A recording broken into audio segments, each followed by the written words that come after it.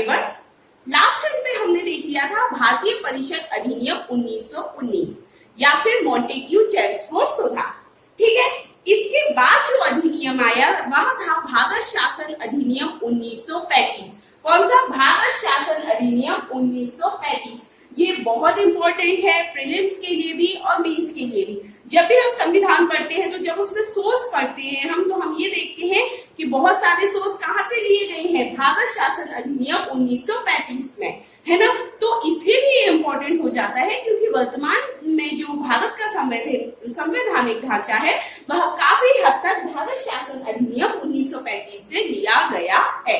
ठीक है, इसलिए ये इम्पोर्टेंट हो जाता है। फिर अब बात की जाए कि यह जो अधिनियम था वह क्यों लाया गया, तो मुख्यतः अगर बोला जाए तो सन 1920 से 1935 के बीच भारत में बहुत सारे स्वतंत्रता आंदोलन हुए।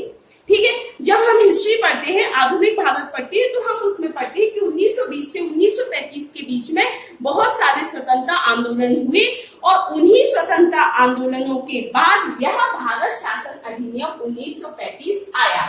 तो हम ये कह सकते हैं कि भारत में हुए सन 1920 से 1935 तक भारत में हुए स्वतंत्रता आंदोलनों का परिणाम जो था वह भारत शासन अधिनियम 1935 के रूप में सामने आया। या फिर हम ये भी कह सकते हैं कि भारत शासन अधिनियम 1935 सन 1920 से 1935 के बीच में भारत में हुए स्वतंत्रता आंदोलनों का परिणाम था। ठीक है, तो अब बात की जाए कि यह अधिनियम की, तो यह अधिनियम जो ब्रिटिश संसद में कब पारित हुआ, यह हुआ था 2 अगस्त 1935 को। कब हुआ? 2 अगस्त 1935 को। ठीक है, अब आप ये भी सोच रहे होंगे कि इसमें हमने डेट क्यों लिखी है। अभी तक हमने इतने अधिनियम पढ़े तो उसमें हमने डेट नहीं लिखी थी, बस क्या लिखते थे हम? ईयर लिखते थे। तो देखिए, इसमें डेट इसलिए लिखी गई है क्योंकि यह बहुत इंपॉर्टेंट है और इसमें कई बार प्रीलिम्स में आपसे डेट भी पूछी जा सकती है कि अधिनियम किस डेट को लागू हुआ या किस डेट को पारित हुआ, पारित हुआ। ठीक है, तो कब हुआ? 2 अगस्त 1935 को। फिर बात की जाए, यह जो अधिनियम था वह ब्रिटिश संसद के इतिहास का सबसे बड़ा और सबसे जटिल अधिनियम था।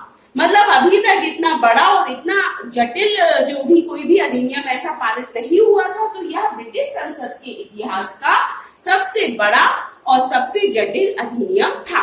ठीक है, देखिए इसमें आपसे ना 3 नंबर में भी क्वेश्चन आ सकता है, भारत शासन अधिनियम 1935। ठीक है, दूसरी बात आपसे 5 नंबर में भी क्वेश्चन आ सकता है, भारत शासन अधिनियम 1935 के प्रमुख प्रावधान बताइए। या फिर आपसे ये क्वेश्चन आ सकता है कि वर्तमान में भारतीय संविधान में क्या क्या भारत शासन अधिनियम 1935 से लिया गया था। तो इसमें क्वेश्चन बहुत बन सकते हैं, इसलिए हमको इसमें बहुत ध्यान से पढ़ना है। प्लस इसमें प्रीलिम्स में भी क्वेश्चन पूछे जाते हैं और आगे भी बिल्कुल पूछे जाएंगे ही। ठीक है, आप कोई से भी एग्जाम के क्वेश्चन पेपर उठा लीजिए, इसमें से क्वेश्चन कई बार मतलब पूछे जाते हैं, इसलिए आप इसको थोड़ा अच्छे से देख लीजिए। बहुत छोटा है और एक स्कोरिंग भी है। ठीक है, तो भारत शासन अधिनियम क्या था? 2 अगस्त 1935 को यह पारित हुआ और यह ब्रिटिश संसद के इतिहास में सबसे बड़ा और सबसे जटिल अधिनियम था। अब बात की जाए इसमें क्या क्या था, तो देखिए 14 भाग थे इस अधिनियम में। हम देखेंगे कि बहुत कुछ हमारे संविधान से मिलता जुलता है। 14 भाग थे, 10 परिशिष्ट थे, 321 धाराएं थी और 10 अनुसूचियां शामिल थी। क्या क्या था इसमें? 14 तो भाग थे इसके अंतर्गत, 10 परिशिष्ट थे, 321 धाराएं थी और 10 अनुसूचियां थी। ये याद रखिएगा क्योंकि ये पूछा जाता है भारत शासन अधिनियम में 1935 में कितनी अनुसूचियां थी। कितनी अनुसूचियां थी? 10 अनुसूचियां थी। ठीक है, अब बात की जाए कि इसकी प्रमुख विशेषता। अब यहाँ पे मैंने प्रमुख लिखा है, तो आप ये बिल्कुल याद रखिए कि अगर 3 नंबर में आता है तो आपको ये वाली लाइन बिल्कुल लिखनी है क्योंकि ये सबसे इंपॉर्टेंट विशेषता है इस संविधान की। तो इस संविधान द्वारा क्या किया गया कि ब्रिटिश प्रांतों, ध्यान दीजिएगा, ब्रिटिश प्रांतों तथा संघ में शामिल होने के लिए तैयार भारतीय रियासतों, क्या जो ब्रिटिश प्रांत थे और जो भारतीय रियासत संघ में शामिल होना चाहती थी, उनको अखिल भारतीय संघ बनाने का प्रावधान रखा गया। क्या बनाने का? अखिल भारतीय संघ बनाने का प्रावधान रखा गया। ये इसकी सबसे इंपॉर्टेंट विशेषता है कि भारत शासन अधिनियम 1935 द्वारा ब्रिटिश प्रांतों और संघ में शामिल होने के लिए तैयार भारतीय रियासतों को अखिल भारतीय संघ बनाने का प्रावधान रखा गया भारत शासन अधिनियम 1935 के द्वारा। ठीक है, अब एक और चीज जो कि हमने देखी थी भारतीय परिषद अधिनियम 1919 में, कि उसमें क्या हुआ था कि प्रांतों में द्वैध शासन लगा दिया गया था। ठीक है, अब यहाँ पे क्या हुआ, प्रांतों में द्वैध शासन व्यवस्था को समाप्त किया गया, प्रांतों में समाप्त करके यहाँ पर केंद्र में लागू कर दी। तो ये क्वेश्चन भी आता है कि केंद्र में द्वैध शासन व्यवस्था किस अधिनियम द्वारा लगाई गई। तो आपको कंफ्यूज नहीं होना है, केंद्र में किसके द्वारा लगाई गई, 1935 द्वारा। ठीक है, तो क्या किया गया, प्रांतों में द्वैध शासन व्यवस्था को समाप्त किया गया और पूर्ण उत्तरदायी सरकार बनाई गई। क्या बनाई गई, पूर्ण उत्तरदायी सरकार।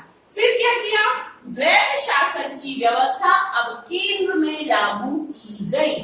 ये इंपॉर्टेंट है कि द्वैध शासन की जो व्यवस्था थी वह प्रांतों से हटाकर कहां पर लगाई गई। अब केंद्र में द्वैध शासन था, अब प्रांतों में द्वैध शासन नहीं था, तो द्वैध शासन व्यवस्था केंद्र में लागू की गई। फिर उसके बाद क्या किया गया, जब द्वैध शासन है तो किसके पास क्या क्या है, सुरक्षा, वैदेशिक संबंध एवं धार्मिक मामले। ये तीन चीजें, सुरक्षा, विदेशी संबंध और धार्मिक मामले, ये किसके पास थे, गवर्नर जनरल के हाथों में थे। ठीक है, और अन्य मामलों के लिए गवर्नर जनरल की सहायता से मंत्रिमंडल का गठन किया गया, है ना। तो ये तीन मामले तो थे गवर्नर जनरल के हाथों में, सुरक्षा, विदेशी संबंध और धार्मिक मामले। और जो अन्य मामले थे उनके लिए क्या किया गया, गवर्नर जनरल की सहायता से ही मंत्रिमंडल का गठन किया गया। चलिए, एक और जो सबसे इंपॉर्टेंट चीज हुई इसके द्वारा, ये भी याद रखना है, संघीय न्यायालय की स्थापना की गई। किसकी स्थापना की गई, संघीय न्यायालय की। किसके द्वारा, भारत शासन अधिनियम 1935 द्वारा। ठीक है, तो क्या किया गया, संघीय न्यायालय की स्थापना की गई, जिसके विरुद्ध अपील प्रिवी काउंसिल लंदन में की जा सकती थी। संघीय न्यायालय की स्थापना कर दी और अपील कहां पर की जा सकती थी, प्रिवी काउंसिल लंदन में।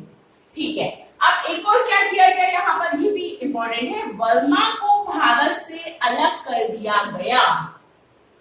वर्मा को भारत से अलग किया गया भारत शासन अधिनियम 1935 द्वारा, और उड़ीसा और सिंध दो नए प्रांत बनाए गए। वर्मा को भारत से अलग कर दिया और दो नए प्रांत बना दिए, कौन कौन से, उड़ीसा और सिंध। ठीक है, फिर उसके बाद जैसे कि हमने देखा था सांप्रदायिक निर्वाचन प्रणाली हो गई थी, सांप्रदायवाद का उन्होंने बहुत ज्यादा बढ़ावा दिया था। तो यहाँ पर क्या किया, सांप्रदायिक निर्वाचन पद्धति का और अधिक विस्तार किया गया और ज्यादा बढ़ा दी। ठीक है, फिर उसके बाद जैसे कि प्रधानमंत्री शब्द, मंत्री शब्द, ऐसे शब्द भी पहली बार सुनने में आए भारत शासन अधिनियम 1935 में। ऐसे शब्दों का पहली बार प्रयोग हुआ, प्रधानमंत्री या प्रीमियर, मंत्री या मिनिस्टर जैसे शब्दों का प्रयोग हुआ। अब ये जो अधिनियम आया था, इसको पंडित जवाहरलाल नेहरू ने दास्ता का चार्टर कहा था। ये क्वेश्चन आता है, आपको याद रखना है, दास्ता का चार्टर कहा था। और उसके बाद इन्होंने एक संज्ञा दी थी इसको, अनेक ब्रेकों वाली इंजन रहित गाड़ी। मतलब ब्रेक बहुत है, इंजन नहीं है, अनेक ब्रेकों वाली इंजन रहित गाड़ी की संज्ञा भी दी थी भारत शासन अधिनियम 1935 को। तो ये प्रीलिम्स में पूछा जाता है कि ये किसको कहा जाता है, तो भारत शासन अधिनियम 1935 को। एक बार हम फिर से रिवाइज कर लेते हैं कि भारत शासन अधिनियम 1935 भारत में सन 1920 से 1935 के बीच चले स्वतंत्रता आंदोलनों का परिणाम था। 2 अगस्त 1935 को पारित हुआ। ब्रिटिश संसद के इतिहास का सबसे बड़ा और सबसे जटिल यह अधिनियम था। फिर इसमें 14 भाग थे, 10 परिशिष्ट थे, 321 धाराएं थी और 10 अनुसूचियां थी। बात की जाए प्रमुख विशेषता की, तो इसकी जो प्रमुख विशेषता थी वह यह थी कि ब्रिटिश प्रांतों और संघ में शामिल होने के लिए तैयार भारतीय रियासतों को अखिल भारतीय संघ बनाने का प्रावधान रखा गया। ठीक है, फिर प्रांतों में द्वैध शासन व्यवस्था समाप्त कर दी, पूर्ण उत्तरदायी सरकार बनाई और द्वैध शासन व्यवस्था कहाँ लगा दी? केंद्र में लगा दी। ठीक है, गवर्नर जनरल के पास 3 मामले थे। कौन कौन से थे? विदेशी मामले थे, धार्मिक थे और एक और कौन सा था? सुरक्षा था। और अन्य के लिए क्या? मंत्रिमंडल का गठन किया गया।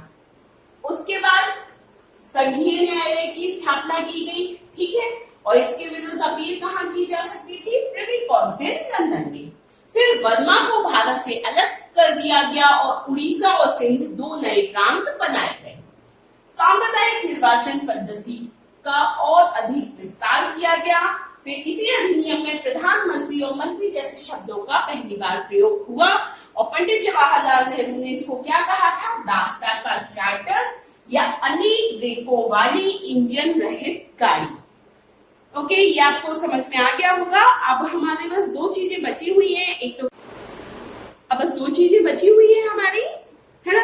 एक तो कैबिनेट मिशन और दूसरा बचा हुआ है आपका भारत स्वतंत्रता अधिनियम 1947। ठीक है, उसके बाद ये आपका कंप्लीट हो जाएगा। फिर हम संविधान को स्टार्ट करेंगे। प्रस्तावना वगैरह सारी चीजें कहाँ से क्या चीज ली गई है वो हम सिस्टमैटिकली अब हम संविधान को फिर स्टार्ट करेंगे। Okay, thank you.